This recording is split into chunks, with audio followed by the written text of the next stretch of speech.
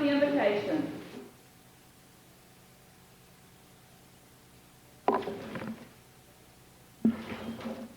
Let us pray.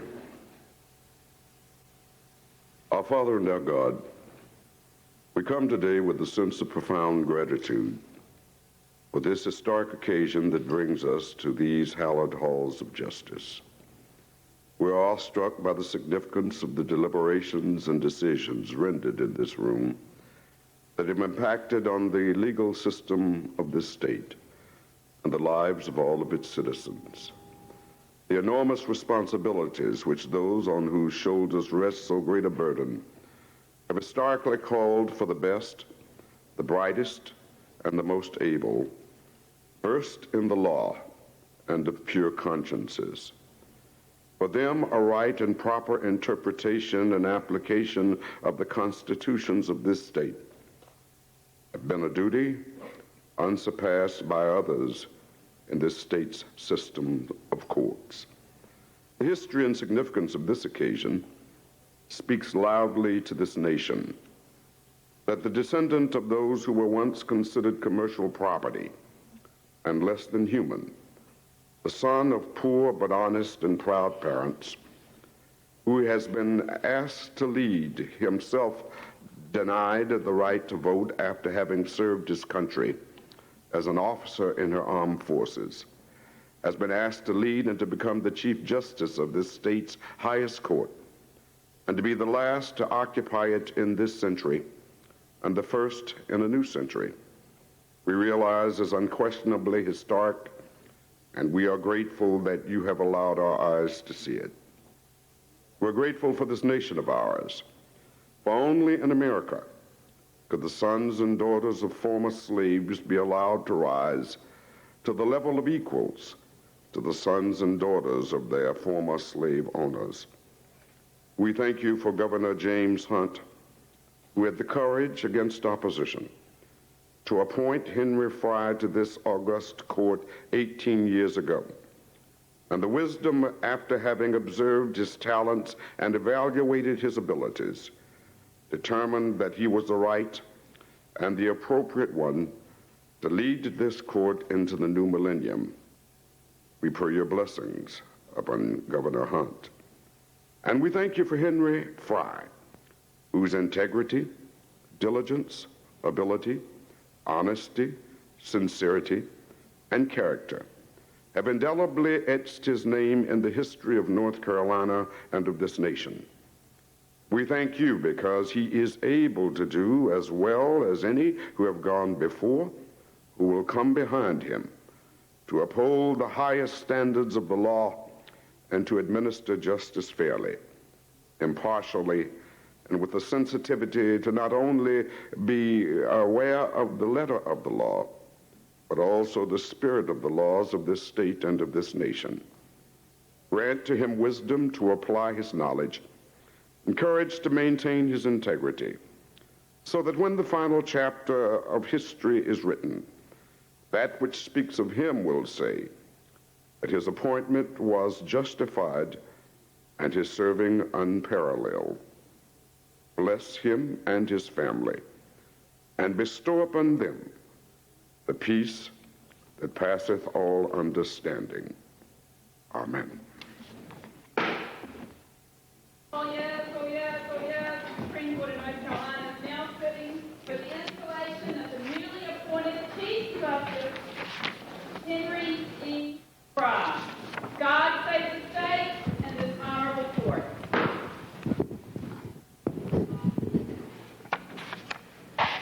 Good afternoon, ladies and gentlemen. It gives me great pleasure to welcome you to this historic occasion.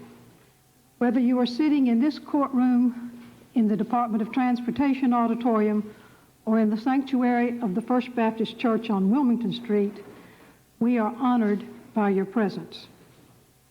We feel the same excitement that you do participating in a ceremony that all of us know has a very special meaning for the judicial branch of government and for the people of this state.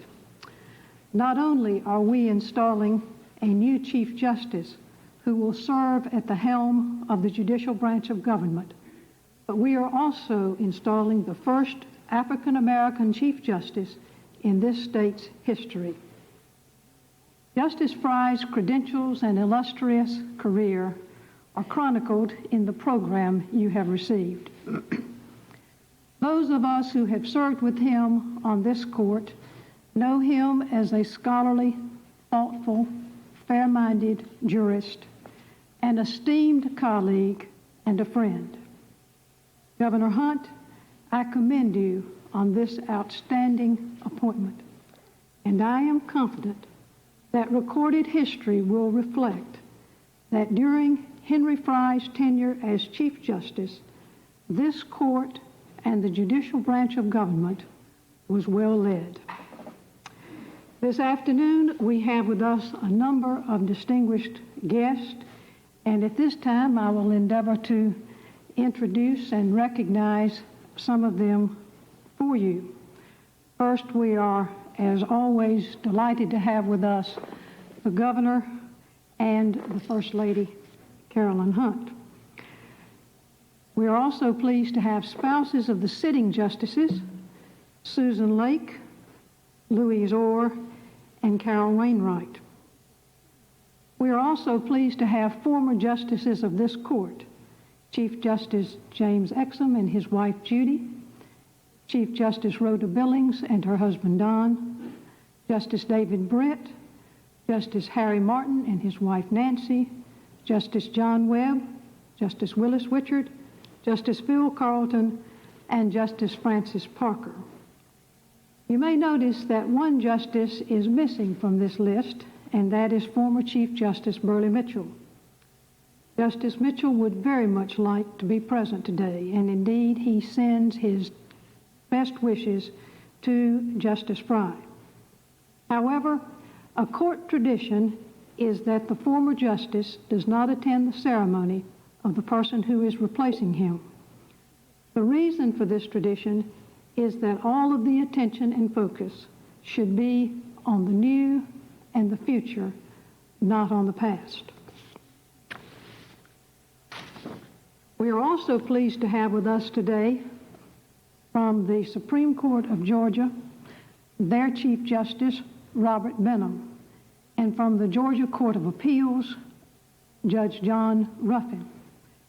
We are also happy to have from our own North Carolina Court of Appeals, Chief Judge Sidney Eagles and his wife Rachel, Judge Eddie Green, Judge Jack Lewis and his wife Kelly, Judge and former Justice Jim Wynn and his wife Jacqueline, Judge John Martin and his wife Margaret, Judge Joseph John, Judge Ralph Walker and his wife Charlotte, Judge Linda McGee, Judge Patricia Timmons Goodson, Judge Clarence Horton, Judge Robert Hunter, Judge Robert Edmonds and his wife Linda, Judge Donald Smith, and former Court of Appeals Judge Clifton Johnson.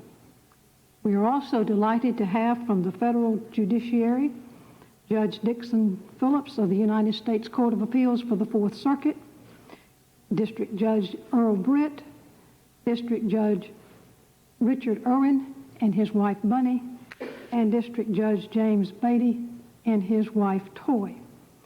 We have here with us today also the Director of the Administrative Office of the Court, Judge Tom Ross and his wife Susan.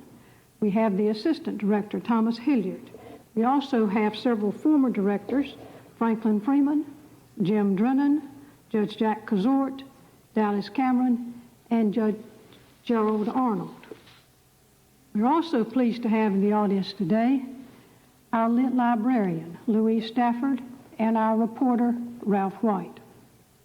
In the Department of Transportation building, there are a number of our Superior and District Court judges, and we are especially pleased to welcome them to the Supreme Court today.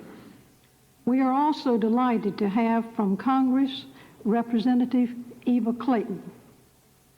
From our executive branch of government, we are pleased to welcome members of the Council of State, Lieutenant Governor Dennis Wicker, Secretary of State Elaine Marshall, Auditor Ralph Campbell, Attorney General Mike Easley, the Treasurer's Representative Joe Sansom, Commissioner of Agriculture Jim Graham, Commissioner of Labor Harry Payne, and Commissioner of Insurance Jim Long. We also have from the executive branch of government members of the governor's cabinet. We have Secretary Katie Dorsett, and I would like to take this moment of personal privilege on behalf of the court to thank Secretary Dorsett and the Department of Administration for taking this 60-year-old building in which we sit and over the last couple of months giving it a very good birthday cleaning. We also have Secretary Rick Carlisle, Secretary Theodis Beck, Secretary Richard Moore, Secretary Betty McCain, Secretary William Holman, Secretary David Bruton, Secretary Muriel Offman, Secretary David McCoy, Controller Edward Renfro, and the Governor's Chief of Staff, Wayne McDevitt. From the legislative branch, many of whom are seated in the Department of Transportation building, we have Senators Frank Balance, Senator Roy Cooper, Senator Jeannie Lucas, Senator Howard Lee, Senator Bill Martin, Senator Alan Wellens, Senator Ellie Kinnaird, and Senator Verla Inscoe. We also have members of the House of Representatives, Representative Philip Baddour, Representative Thomas Wright, Representative Flossie McIntyre, and Representative Donald Bonner. We are also pleased to have representatives here today from the State Bar. We have the State Bar President, Robert Sink, the President-elect of the State Bar, Cressy Thigpen, and the Secretary of the State Bar, Tom Lunsford. We also have present the President of the North Carolina Bar Association, John Jernigan, and the Executive Director of the North Carolina Bar Association, Alan Head. We have with us several of our law deans, Dean Gene Nichols from the University of North Carolina Law School, Dean Robert Welch from the Wake Forest Law School, and Dean Janice Mills from the North Carolina Central University Law School. We are pleased to have from Justice Frye's alma mater, the Chancellor of North Carolina A&T State University, Jim Rennick, and his wife. We also have a former Chancellor of North Carolina A&T State University, Ed Fort, and his guest, the current President of the student body. We're also pleased to have Mrs. Vivian Chambers, wife of Julius Chambers, Chancellor of North Carolina Central University. We have also a former Chancellor of North Carolina Central University, and most recently, the Olympics Committee Chair and world-famous track coach, Dr. Leroy Walker. We also welcome to the court today the Sheriff of Wake County, John Baker, and the Chief of the Raleigh Police Department, Chief Mitch Brown. From Justice Frye's family, we have his wife, Shirley, their younger son, Harlan, Justice Frye's namesake, Judge Henry Frye, Jr., and his wife, Angela, and their children, and of course, Justice Frye's grandchildren, Whitney, Jordan, and India. We are also pleased to have Angela's parents, Mr. and Mrs. Bobby Holloway of Roxborough. Justice Frye's brother, Albert, and his wife, Carly, are with us, as are four of his sisters, Ella Washington of Brooklyn, New York, Ola Stringer of Greensboro, Evelyn Frye of Brooklyn, New York, and Eva Jones of Brooklyn, New York. Justice Frye's sisters-in-law, Catherine Frye of Greensboro and Johnsey Frye of Rockingham, are also here. Justice Frye has several nieces, nephews, cousins, and great-nieces and nephews in the courtroom and in the transportation building.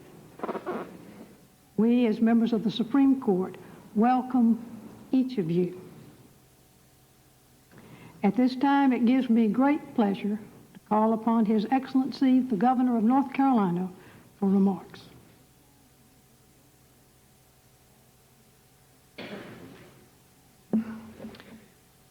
May it please this distinguished court. Despite a life that was often lived in the face of adversity, and in large measure because of wonderful, loving parents, I don't believe there was ever a doubt in Henry Frye's mind that he was destined for great service. It seems as if he has always known his life's mission. Through the years, he has been focused and determined to pursue that mission, a mission in public service, a mission that is focused on helping others. Today, I am confident that this great crowd that you have introduced, Justice Parker, all of those in the other buildings, and millions across North Carolina, are so very proud to see him sworn in as the 25th Chief Justice of the North Carolina Supreme Court. Yes, Henry Frye has blazed some fiery trails. I described him when I appointed him as the best qualified person in North Carolina for this position, and I believe that. And I want to be very clear today in saying this. We have mentioned, and we will again, great historical things that this recognizes. But I want to be very clear about this. I appointed Henry Frye because I believe he is the most qualified person, and he has worked all of his life to become that. That's what we celebrate more than anything else. It's what this man is, and what he has done, and what he can and will do. And yes, it is true that he is making history yet again as he becomes the first African American to serve as Chief Justice in our state's history. But the history that you and we are a part of today goes much deeper than that. Henry Frye has been a good friend to North Carolina for many years. He has a strong record of public service and a strong commitment to making life better for all of the citizens of this state. He's been doing that all of his life in every position he's been in. He has always been a leader, and he has always led by example. It is only fitting that he now lead our court system into the 21st century. Henry Frye has had courage under fire, and he's been under it.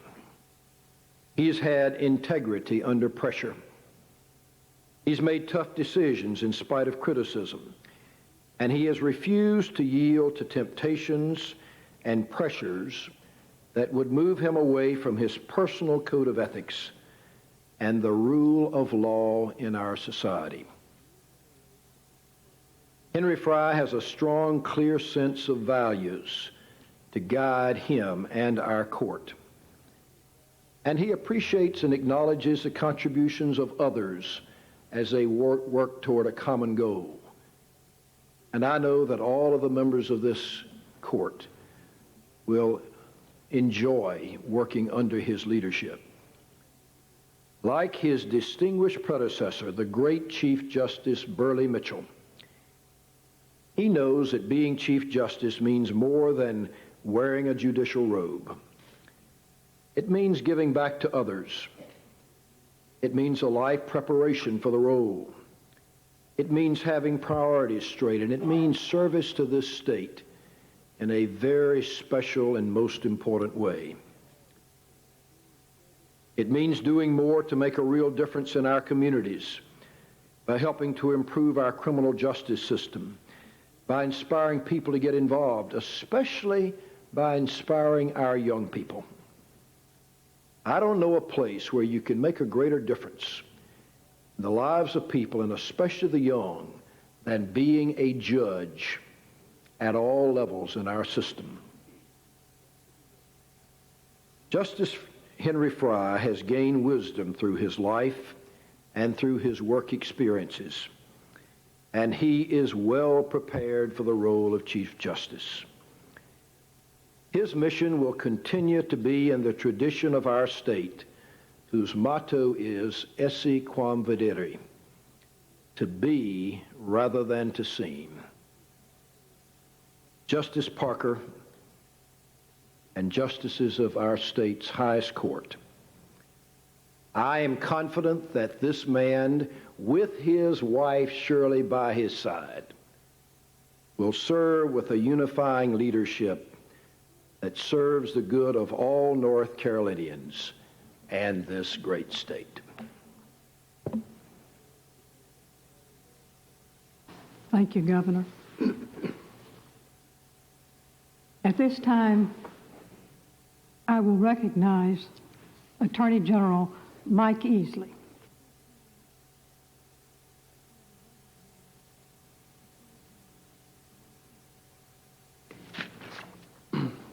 May it please the court.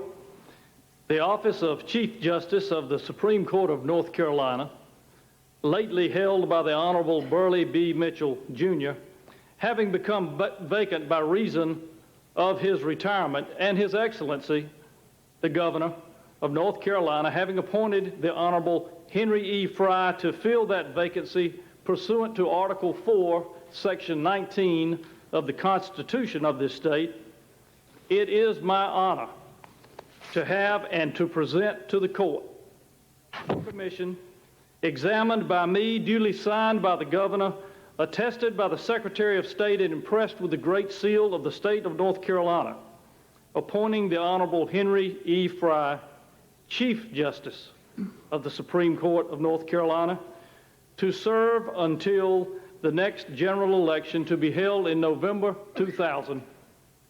The Chief Justice designate is present and is prepared to take the oath prescribed by law. Thank you. At this time, I am indeed honored and privileged to ask Chief Justice Designate Henry Frye to come forward to take the oath of office as the 25th Chief Justice of the Supreme Court of North Carolina.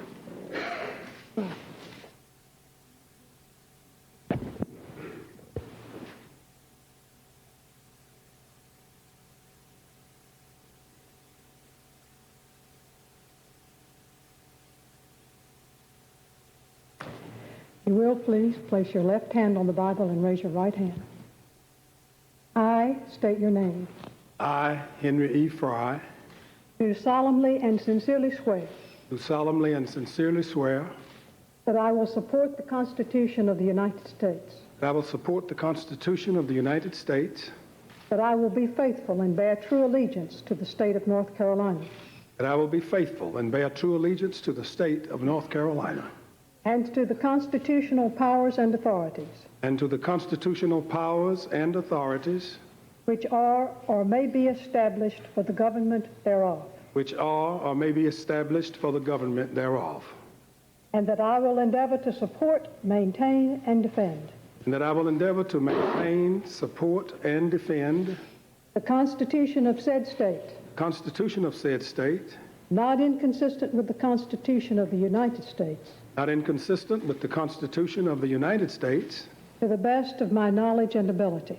best of my knowledge and ability, And I do solemnly swear that I will administer justice that I do solemnly swear that I will administer justice without favoritism to anyone or to the state, without favoritism to anyone or to the state, that I will not knowingly take indirectly or directly that I will not knowingly take, directly or indirectly, any fee, gift, gratuity, or reward whatsoever, any fee, gift, gratuity, or reward whatsoever, for any matter or thing or any matter or thing done by me or to be done by me done by me or to be done by me by virtue of my office, by virtue of my office, except the salary and allowances by law provided, except the salary and allowances by law provided, and that I will faithfully and impartially that I will faithfully and impartially discharge all the duties of Chief Justice of the Supreme Court,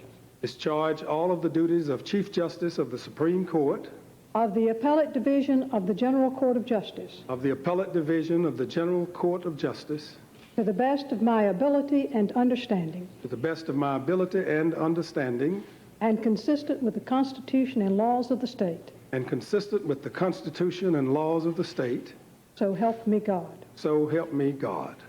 Congratulations, Mr. Chief Justice.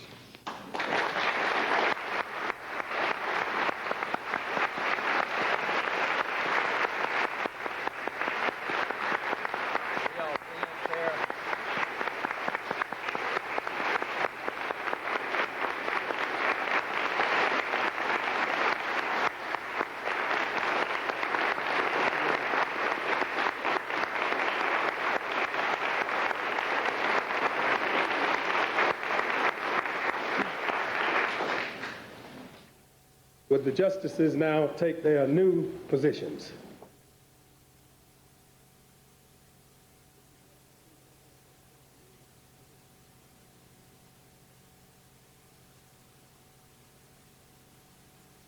Everything is done by seniority in the Supreme Court.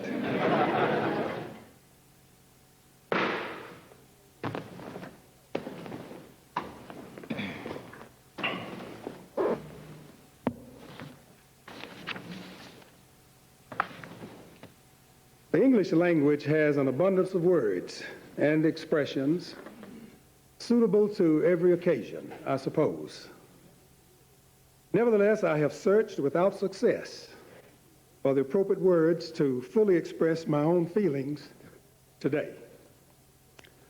I am awed by the solemnity of the occasion, yet humbled by the overwhelming expressions of support that have come my way since the day our governor announced that he would appoint me to the position of Chief Justice of the Supreme Court of North Carolina. I thank you, Governor Hart, for your confidence in me, first by appointing me as an Associate Justice in the winter of 1983 and as Chief Justice in the summer of 1999.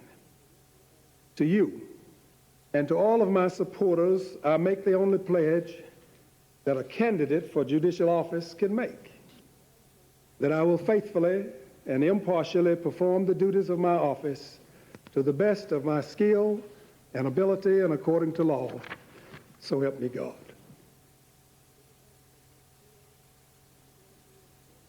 Most of you know that I grew up on a farm near Ellaby in Richmond County.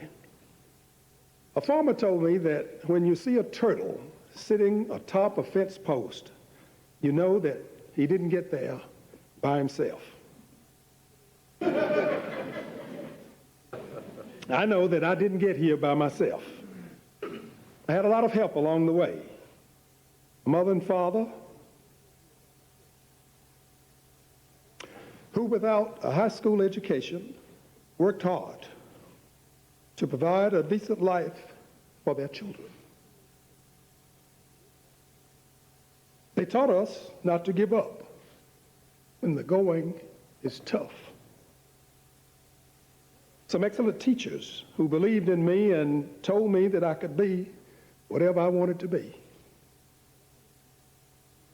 My former law partners and secretaries at the law firm of Frye, Johnson and Barbee, the organizers with me of Greensboro National Bank, and those who worked with me through the years in my campaigns for election to the legislature and for re-election to this court.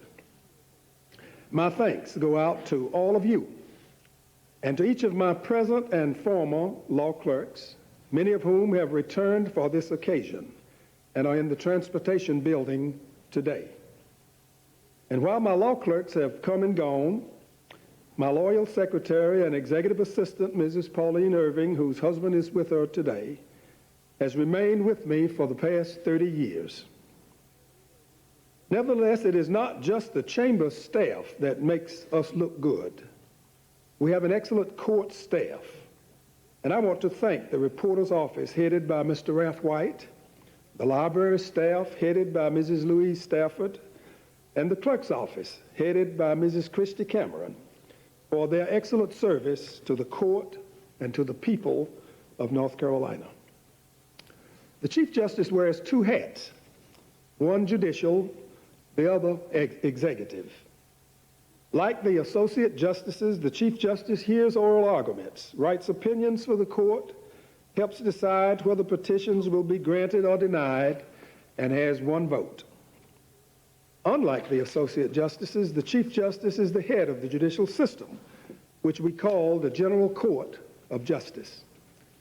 While the judges and clerks of court are elected officials with specified duties and responsibilities, the administration of the court system is entrusted to the administrative office of the courts, generally referred to as AOC. I want to take this opportunity to thank the President Director of the AOC, Judge Thomas Ross, and the Assistant Director, Mr. Thomas Hilliard, for their excellent service Also former directors, Franklin Freeman, Jim Drennan, Jack Cazort, Gerald Arnold, and especially Dallas Cameron. To all of the employees of the Administrative Office of the Courts, I thank you for your past service. I'll also encourage you to work with me and the new leadership in continuing to find ways to improve the administration of justice in this state.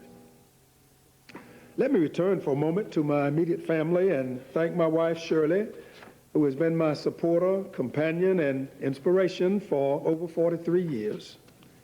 Our sons, Henry Jr. and Harlan, achievers in their own right, who have grown into two young, fine men without embarrassing their parents. Henry Jr.'s wife, Angela, who seems like our own daughter, and our beautiful granddaughters, all of whom are good students in the Guilford County Public Schools, and who serve as a constant reminder that we do have a future and that the best is yet to come. Let me say a word about my philosophy.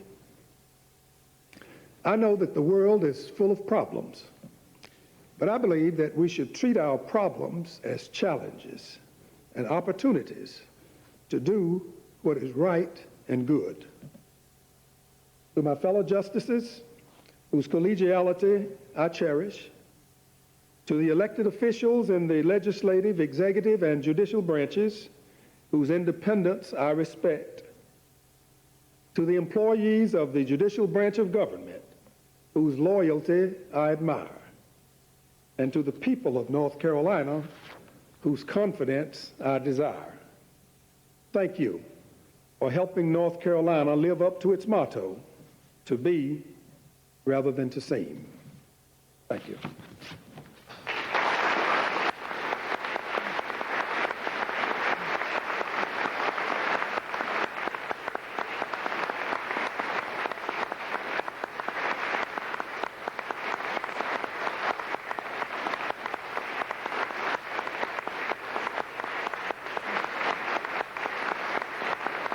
Thank you very much. I know that each of you will want to greet our governor and the justices. I would like to have a chance for you to meet my family. We will be proceeding to the governor's mansion at the conclusion of the ceremony for a reception. I will ask you to remain seated or standing just as you are until the research assistants call upon your row to leave. All standing, please remain as you are until the family and former justices have been allowed to leave. They will go straight to the governor's mansion for a receiving line. For those of you in the DOT auditorium and at the First Baptist Church on Wilmington Street, and let me express a special thanks to Dr. Harshaw and the members of First Baptist Church on Wilmington Street. And we say that because there are two First Baptist churches here for allowing us to use their auditorium as well as that of the DOT auditorium today. And we'll ask if you will proceed upon the conclusion of this ceremony to the governor's mansion, where we will look forward to seeing you. Madam Clerk, will you please bring this special ceremonial session of the Supreme Court to its conclusion?